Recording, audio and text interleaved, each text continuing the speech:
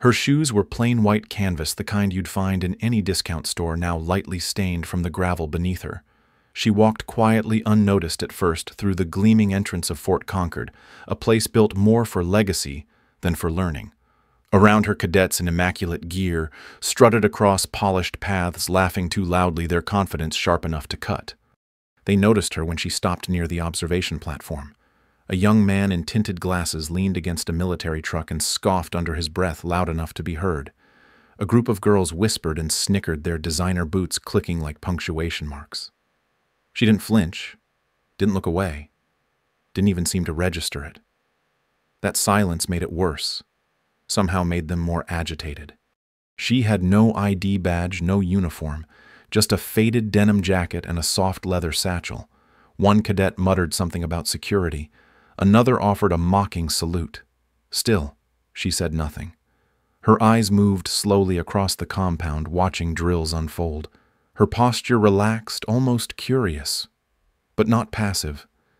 It was the kind of silence that wasn't empty.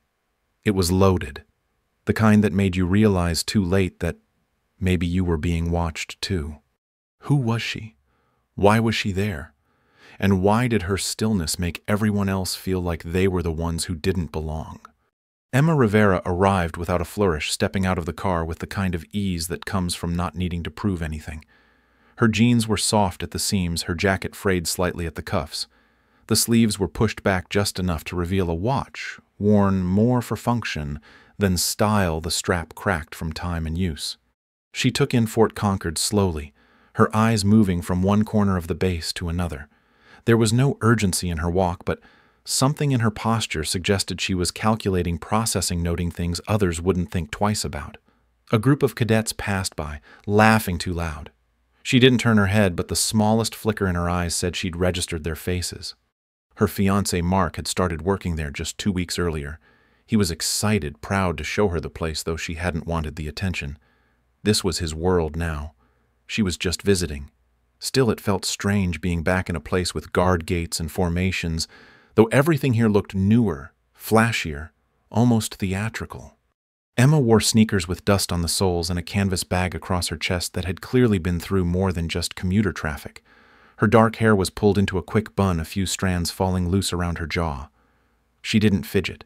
She didn't adjust or smooth anything. She didn't need to. She stood off to the side as Mark spoke with a colleague. Her body faced the crowd, but her mind was elsewhere.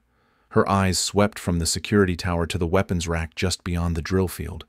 She noted where instructors stood, how the cadets held their gear, which ones kept their feet flat in formation, and which ones leaned back too often. She could have sketched a map from memory if asked. She wasn't looking for flaws. It was just how she was wired. Some habits never leave you, especially when they were once the difference between life and death. And though she had stepped away from that world, it had never quite stepped away from her. There was a stillness in Emma that didn't come from shyness or submission. It was something older, like steel cooled slowly in fire. She didn't interrupt conversations, but when someone's gaze drifted her way, they often looked again.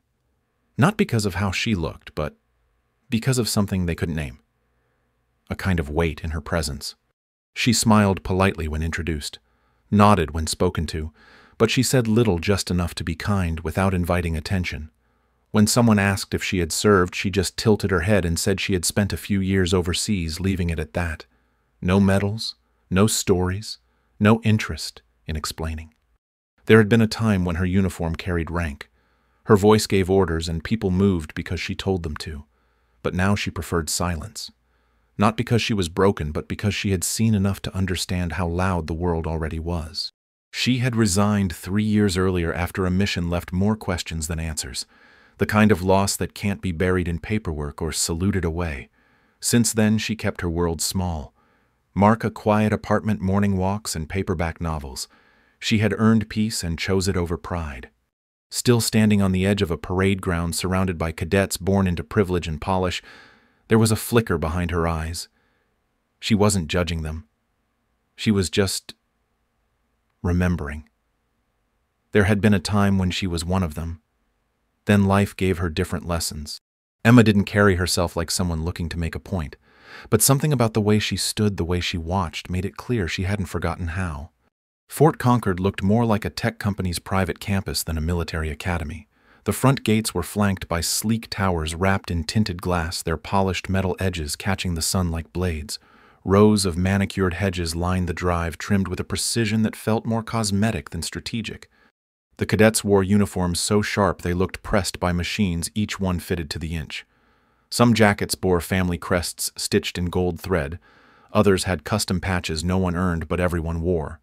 Boots were Italian leather polished to a mirror shine, more suited for fashion runways than muddy fields. Training grounds stretched for acres, dotted with simulation pods worth more than most homes. Each pod could mimic weather terrain and combat zones from every corner of the globe. Drones buzzed overhead, silent but watching like luxury watchdogs, ensuring drills looked good from every angle. The dormitories weren't just functional. They had climate control private bathrooms, soundproof walls, and touchscreen lighting systems. Common areas looked like co-working lounges stocked with imported coffee machines and furniture that belonged in a design catalog. You could forget this place was meant for discipline.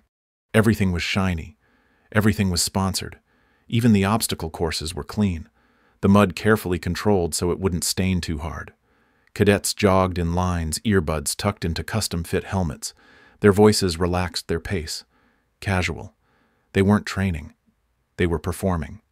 It was a world where mistakes didn't carry real consequences, just delayed promotions.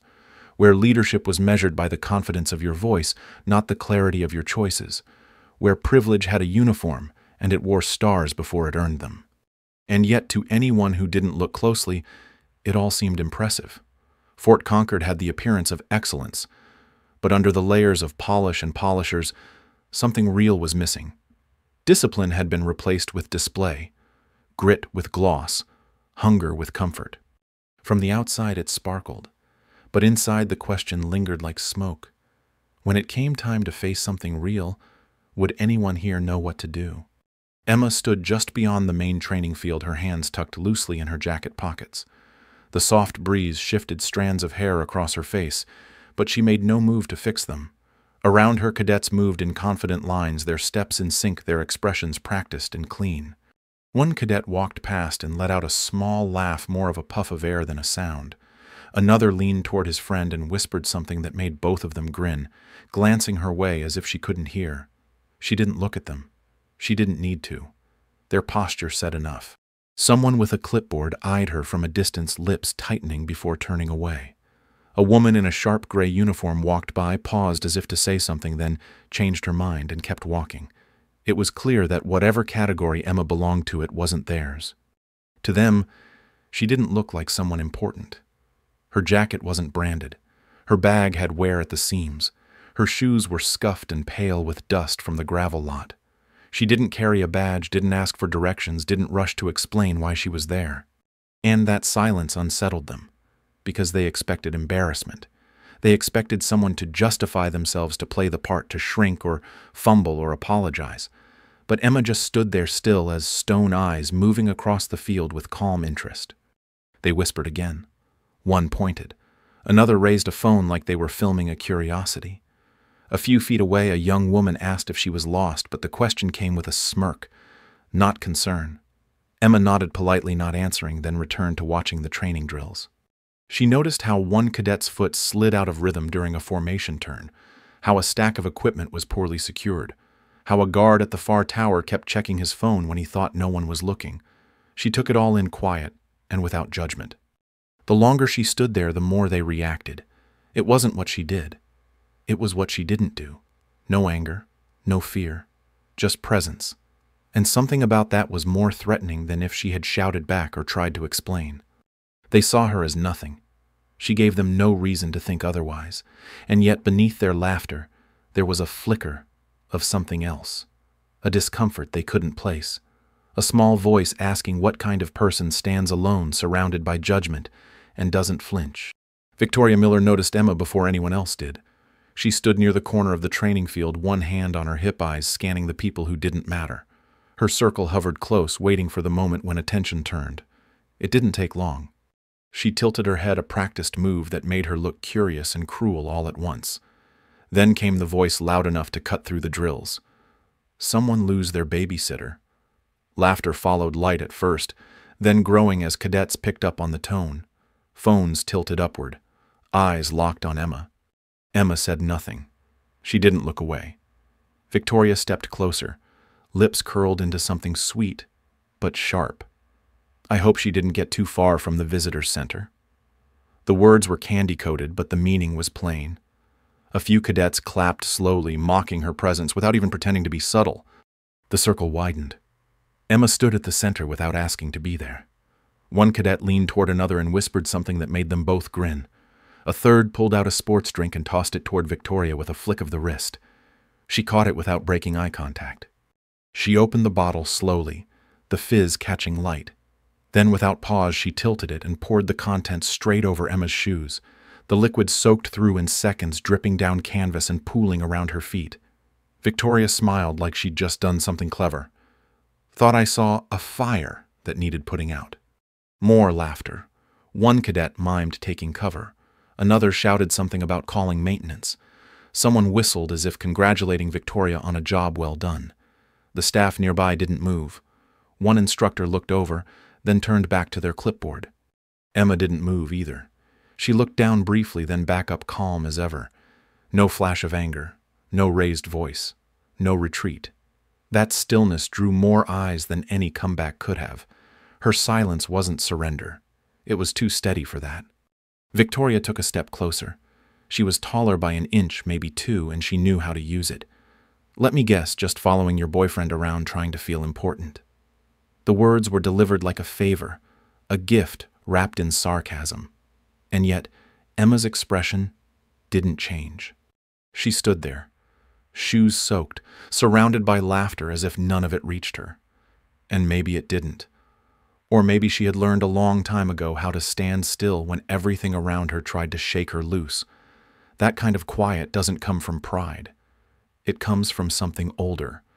The cadets kept laughing, but some of them started watching her more closely, noticing the way she didn't fold, noticing that the power in this moment didn't feel like it was coming from Victoria anymore. It was starting to slip. Victoria didn't see it yet. She was too busy performing. But a few of the others did. They weren't sure why, but something about the way Emma held herself made their jokes feel smaller. Like, maybe this wasn't the show they thought it was.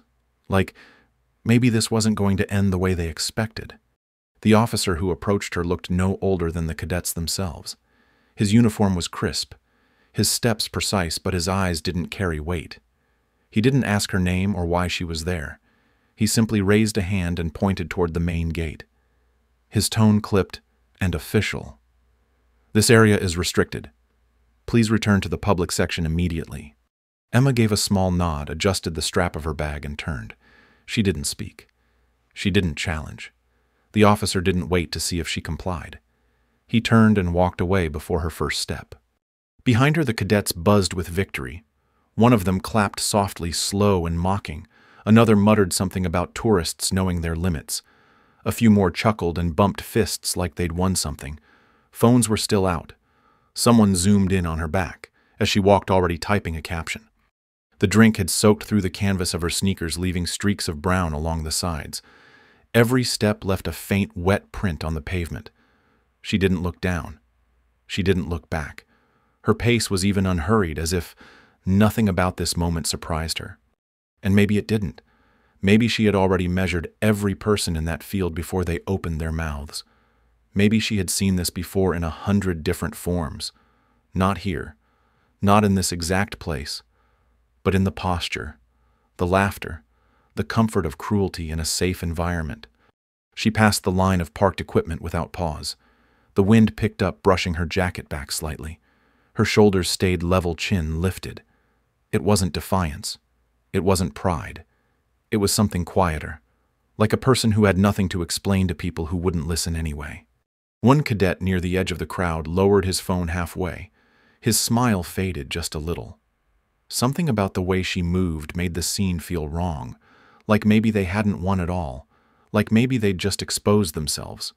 Emma walked until the gravel changed beneath her feet and the steel of the gate shimmered ahead. Her fingers brushed the hem of her jacket, once emotion, more instinct than thought. She didn't break her stride. No one followed. The voices faded behind her, replaced by the soft sound of flags shifting in the wind and the buzz of power lines overhead. She reached the checkpoint and paused only long enough for the guard to nod her through. No one asked for her name. No one checked her credentials. She stepped out of sight, but the silence she left behind stayed. Not loud, not confrontational, just heavy. It sat with the cadets who had laughed. It echoed in the stillness where someone should have said something and didn't. And, for the first time that afternoon, not everyone felt proud of what they had just watched.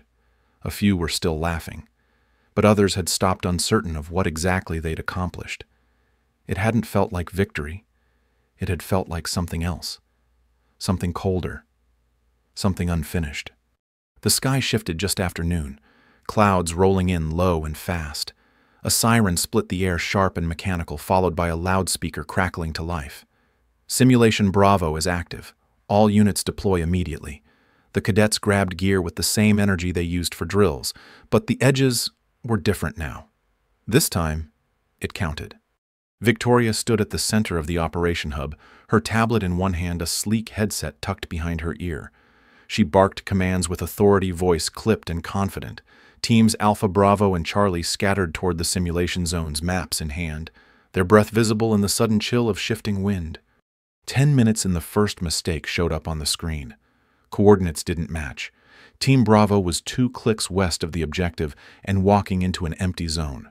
Victoria frowned, tapped her screen, and tried to redirect. The connection glitched. Her voice came back as static. Team Charlie's signal dropped next. Their last message was garbled shouting, then silence. A nearby monitor blinked red. Simulated enemy presence detected.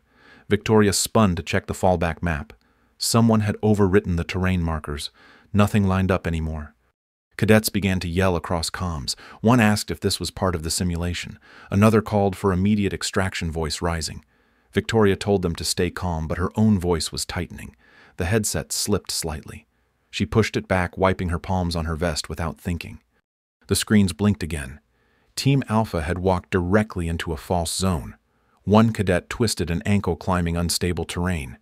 2 others tried to pull him back, slipping in the process.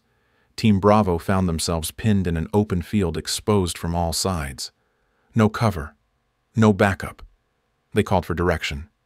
None came. The air inside the command tent grew thick. Victoria's perfect posture began to break. Her shoulders curled inward. Her lips moved but stopped halfway through sentences. She glanced at her team, expecting someone to fix it to rescue the illusion. No one moved. On the field, cadets panicked. One tossed aside his gear. Another froze behind a boulder, muttering to himself. The comms erupted with overlapping voices, all shouting for clarity. A voice asked where the water checkpoint was. Another said they were completely off-grid. Victoria gripped the edge of the table. Mud streaked the edge of her uniform. Her sleeve was stained from the edge of a crate she hadn't noticed she bumped into. Her boots, once gleaming, were caked, now dull and heavy. She tried to call another order. The words caught. They were supposed to be the elite, the top 1%. But no one could lead. Not really. The silence that followed her last command was louder than the sirens had ever been. Across the field, no one moved. Not because they had succeeded, but because they had no idea what came next. She stepped out from the tree line like she had always belonged there. The simulation zone stretched behind her, cadets scattered and stuck, panic rising in every direction. Emma didn't run. She didn't shout. She just walked forward with calm precision, her eyes sweeping the chaos like it was something she already understood. A few heads turned confused. She had no headset, no uniform, no visible authority. Someone near the field radio asked who she was, voice sharp with doubt.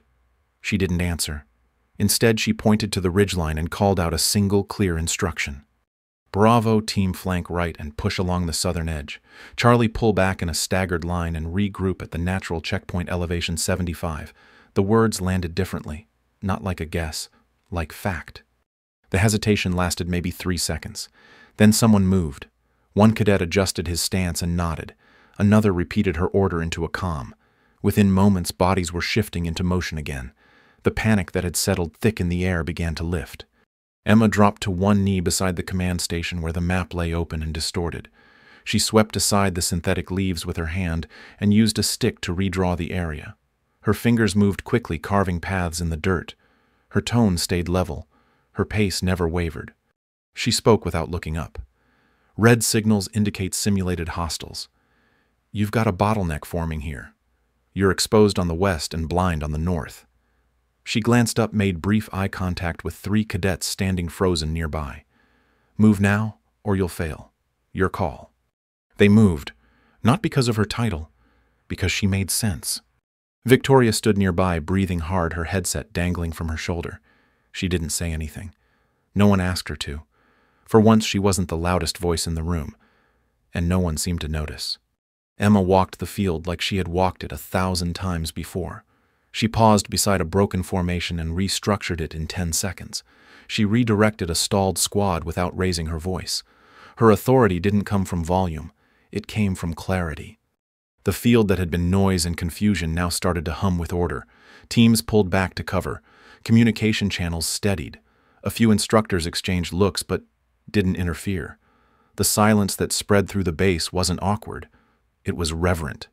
When Emma finally stood again, her knees were dusted with dry earth. Her hands were steady. The cadets around her had gone quiet, waiting for her next direction, not daring to break the rhythm. She looked out over the field, nodded once, and stepped aside. She never introduced herself. She never demanded anything. But in 20 minutes she had done what hours of planning and privilege couldn't. She led, and no one watching doubted it. Not anymore. The debriefing hall buzzed with nervous energy. Cadets filled every seat, some still catching their breath, others wiping sweat from their faces. The room wasn't loud, but it wasn't calm either. Something had shifted, and no one knew how to name it yet. At the front, the command screen still displayed the final stats. No casualties. Every objective secured. A perfect simulation for the first time in the facility's history. Colonel Ames stepped forward, his voice steady, but not without edge. "Before we move on," he said, "I need to know. Who took operational control?" Silence held for a long breath. No one raised a hand. No one wanted to speak out of turn. Then, near the side wall, Emma stood up. She didn't raise her voice or lift her chin. She simply said, "I did." Heads turned instantly. A few cadets looked at each other in disbelief. One girl near the back muttered under her breath. No one laughed this time. No one rolled their eyes. They had seen what she did. They just didn't understand how. Colonel Ames nodded once. "And your name?" "Emma Rivera." Her tone was calm. Her hands were loose at her sides. He asked if she was affiliated with any branch. She paused for a breath. "I served in special operations. 8 years active duty. I held the rank of major." The weight of her words dropped across the room like sandbags. A few cadets straightened in their seats. One boy near the front leaned forward, elbows on his knees, his face stunned. Emma continued. 4 overseas deployments. Tactical lead on multiple field missions. Resigned 3 years ago. No one interrupted. Even the air felt like it had paused to listen. It wasn't just that she had led real operations. It was that she had done so with the kind of calm most of them had only pretended to practice. Her performance hadn't been instinct.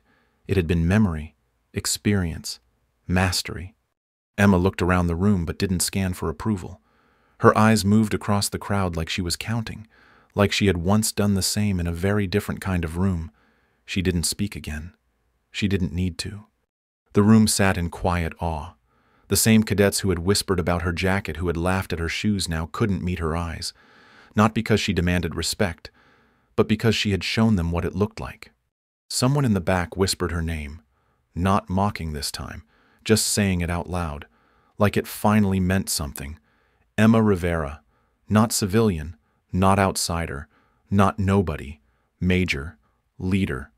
The woman who walked through humiliation without blinking, then saved them all without asking for permission. The sound of rotors came low and steady, slicing through the heavy silence left in the wake of Emma's revelation. Cadets turned their heads toward the landing pad just beyond the training grounds. A black helicopter descended with mechanical grace, kicking up dust and gravel that curled around boots and buildings. No one spoke. No one moved. The aircraft settled its doors, sliding open with practiced timing. Out stepped General Robert Rivera, his uniform immaculate. His steps measured his face unreadable. He didn't acknowledge the colonel. He didn't nod to the staff. He walked straight through the stunned crowd like a man with only one destination in mind. Emma stood where she had been, still at the side wall of the debriefing hall. She didn't flinch or shift. As the general stopped in front of her, a few cadets gasped under their breath. He looked at her for a long moment, then raised his hand in a crisp, formal salute. She returned it without hesitation. The motion was precise, effortless, and full of weight. In that moment, no one cared about shoes or jackets or status. They only saw two soldiers, one saluting the other with respect that didn't need to be explained. General Rivera lowered his hand, then turned to the room. His voice didn't rise, but it filled every inch of space. 2 hours ago, I received reports of misconduct at this installation, reports of humiliation, targeted disrespect, of a woman who had the right to be here, a veteran. He scanned the room slowly, not with anger, with clarity. He continued, "You mocked her appearance. You questioned her presence. You recorded her shame. And then you failed while she succeeded." No one dared speak. Phones were lowered. Eyes shifted to the floor. He looked toward Victoria, who stood near the side wall, arms frozen at her sides. "You were placed in command and lost control. You let your ego get louder than your judgment. You forgot what leadership means." He looked back at the group. This woman did not ask to lead. She did not need to. When everything fell apart, she stood up. And you followed. Because somewhere in you, you recognized the real thing. Emma remained silent, hands by her sides. Her expression didn't change. But the energy in the room had shifted completely. What had begun as a joke had become a reckoning. General Rivera looked to Colonel Ames. "I want names. Statements. Anyone who participated in this disgrace will be held accountable. No exceptions." Then he paused, and for the first time his tone softened. "This woman is not just a guest. She is my daughter." A wave of shock rippled through the crowd. It wasn't just her service, it was her bloodline, her legacy. Her silence had never been weakness, it had been restraint. No one clapped. No one cheered. This wasn't a movie. It was truth stripped bare. A lesson written in shame and earned in silence. Justice didn't need volume. It just needed presence. And Emma Rivera had delivered it without ever raising her voice. Victoria didn't argue. She didn't ask for a second chance. When her name was called and her dismissal announced, she just stood there, pale and silent, her arms limp at her sides. The paper was handed to her in front of everyone. Effective immediately. "Pack your things. You're done here." Her boots scuffed the floor as she turned and left the room. No one followed. No one dared speak to her. Even the cadets who once hovered around her like gravity now looked away. Her fall hadn't been loud, but it had been complete. Across the room, others began deleting videos. Thumbs tapped quickly. Screens dimmed. Some cadets stared at their phones without moving, like they couldn't quite believe what they had been part of. One boy set his device down and folded his hands in his lap. Another gripped the edge of his seat so tight his knuckles turned white. The ones who had laughed the loudest now looked the smallest. Their faces were flushed, their eyes glassy. One girl who had mimicked Emma's walk earlier that morning now sat still, unable to meet her gaze. The silence in the room pressed in from all sides, thick with regret. Instructors shifted uncomfortably at the edges. A junior officer who had once chuckled at Victoria's taunt now stood straight, his back, stiff face blank. He didn't speak. He didn't blink. He just stared ahead as if bracing for impact. And through it all, Emma didn't move. She didn't smile. She didn't gloat. She stood with her hands by her sides, chin level, her eyes soft but unshaken. She wasn't looking for apologies. She wasn't collecting wins. She was just there, present, whole. The shift was visible, subtle but real. The air around her changed. People stepped aside to give her space, not out of fear, out of understanding. No one would dare call her invisible now. She walked out of the debriefing room slowly, not because she was unsure, but because she didn't need to rush. As she passed a few cadets, some nodded. Others looked down. Not a single person spoke. Outside, the light had changed. The clouds were clearing. Dust still lingered from the helicopter, but the wind carried it away little by little. Emma paused just short of the path, then kept walking. It wasn't triumph. It wasn't revenge. It was something heavier. A truth finally acknowledged, a wrong made visible, and no one could pretend they hadn't seen it now. Behind her, the base no longer looked as polished. It looked like what it had become, a place that had mistaken appearance for substance, and a place now learning the difference one uncomfortable moment at a time. Weeks later, Emma Rivera stepped through the gates of Fort Concord once again. The morning air was crisp and the sun hung low over the training field. She wore a clean polo tucked into khaki slacks, plain sneakers, and carried nothing but a slim folder under her arm. Cadets didn't stare this time. They nodded, some with quiet respect, others with uncertain admiration. The ones who had mocked her were either gone or keeping their heads down, replaced by a new group, learning to walk straighter and speak less.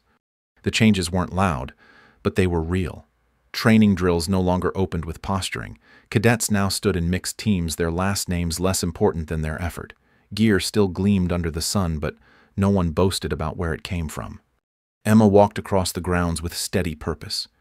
She passed the same path where her sneakers had once been stained, but the gravel felt different now, lighter, as if the ground itself was no longer holding its breath. Her classroom was small, tucked between two larger buildings once used for PR tours.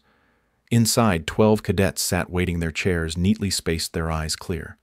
Among them sat David, the scholarship cadet who had apologized. He looked up when she entered, then sat a little straighter. Emma didn't speak right away.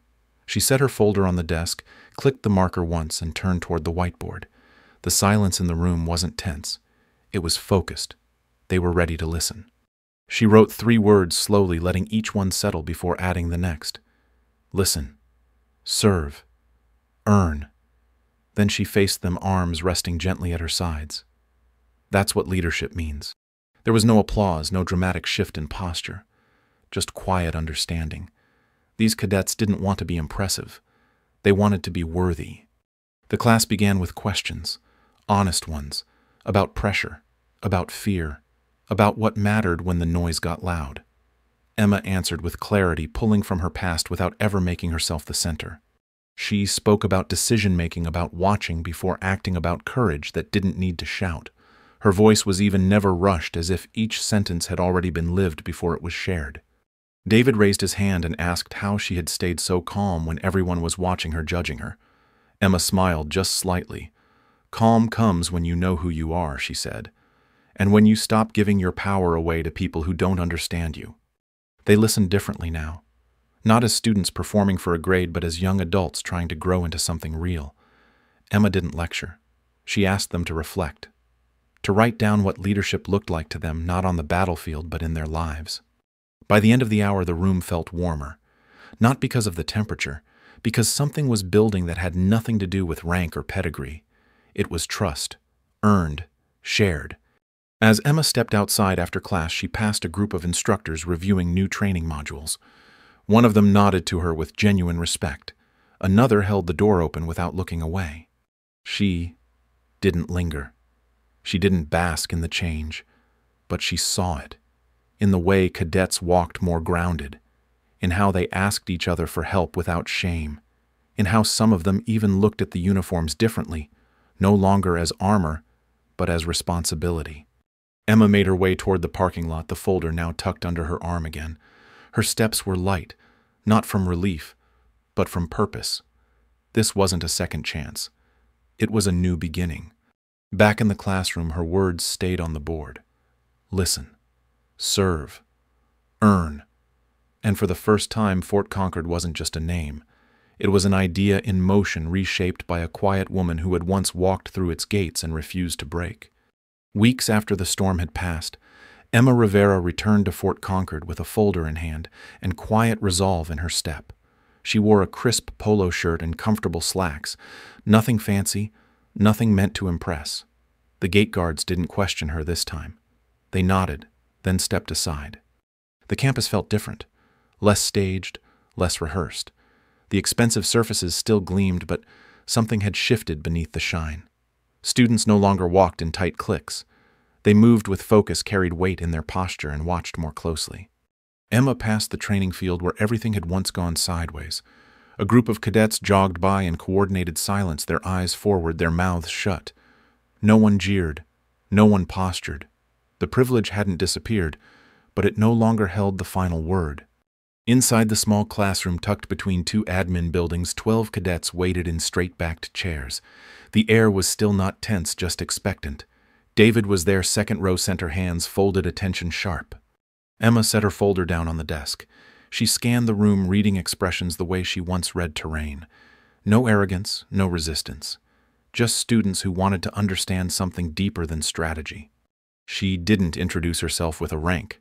She didn't list her achievements. Instead, she opened with a question about failure, about what happens when control slips through your fingers and everything you rehearsed turns useless. The answers came slowly. Some stumbled. Some tried to sound smarter than they were. Emma didn't correct. She asked again from a different angle until the room shifted from performance to honesty. Her voice was calm, steady, rooted in something earned. She didn't pace or raise her volume. She stood still when she spoke, as if anchoring the air. The cadets leaned in without realizing it. She used examples drawn from messy human moments, not victories. Moments where people cracked, then found something in themselves they didn't know was there. She told one story about a field medic who refused to leave a burning vehicle until every soldier was pulled clear. She didn't say what happened to the medic. She just let the silence fill in the cost. David raised a hand midway through class. He asked what to do when you're the lowest rank in the room, but you know the leader's wrong. Emma nodded like she'd heard that question 100 times. You listen first, she said. Then you serve in whatever way helps. Then you earn the right to speak. The classroom stayed quiet after that. No one scribbled notes. They just absorbed. These weren't kids trying to pass. They were young people trying to become something real. Emma pulled a marker from her folder. She turned to the whiteboard and wrote 3 words in large, careful print. Listen, serve, earn. Then she underlined each one, not like a teacher checking boxes, but like someone drawing a line in the sand. That's what leadership means, she said without turning around. Not volume, not title, not gear, those 3 words. The class ended without applause or noise, just nods, some deep, some hesitant. But every cadet rose a little slower, as if the ground had changed beneath their boots. Emma gathered her things and stepped out into the courtyard. She watched a team drill take shape on the other side of the quad. One cadet slipped and 2 others helped him up without waiting for instructions. Small things, but real. Colonel Rivera passed by her on his way to another meeting. He gave her a look that held both pride and distance, like a father still figuring out how to be just a man again. She nodded back a silent thanks. As she left for the day, she walked past the same spot where Victoria had once poured a drink over her shoes. The stain was gone, scrubbed out by weather and time. But Emma remembered. She didn't remember it with anger. She remembered it like she remembered every test that had taught her what she stood for, and what she refused to become. At the gate, a young recruit stood in uniform, fidgeting with her gloves. She looked barely out of high school. Emma paused and gave her a small nod. The recruit straightened, caught off guard by the gesture, but something settled in her chest. Emma got into her car without fanfare. The engine hummed to life. Her phone buzzed with a reminder for tomorrow's class. She smiled softly and drove away, knowing the victory wasn't in being right. It was in what came next. The sky had softened into gold as Emma walked toward the gate, the sun stretching long shadows across the field. Her steps were unhurried, her folder tucked beneath one arm, her face calm. A young recruit near the security post watched her go, eyes wide, expression quiet, with something that looked like hope. Emma didn't look back, but in her mind the day played like still images, not of orders given or honors received, but of small things. A hand offered, a truth spoken, a lesson passed on without raising her voice. Leadership, she thought, had never been about who walked in first or who spoke the loudest. It was about presence in silence, clarity in the storm, character when no one was watching, and respect. Not demanded, not worn, but earned, slowly, quietly, fully. As the gate closed behind her, the academy stood not just as a place of training, but of change. And somewhere deep in its stone, her footprints had left something behind. If this story moved you, take a moment to reflect. And if you feel someone you love needs to hear it, to share it. Like, subscribe. Sometimes the quietest stories are the ones we carry the longest.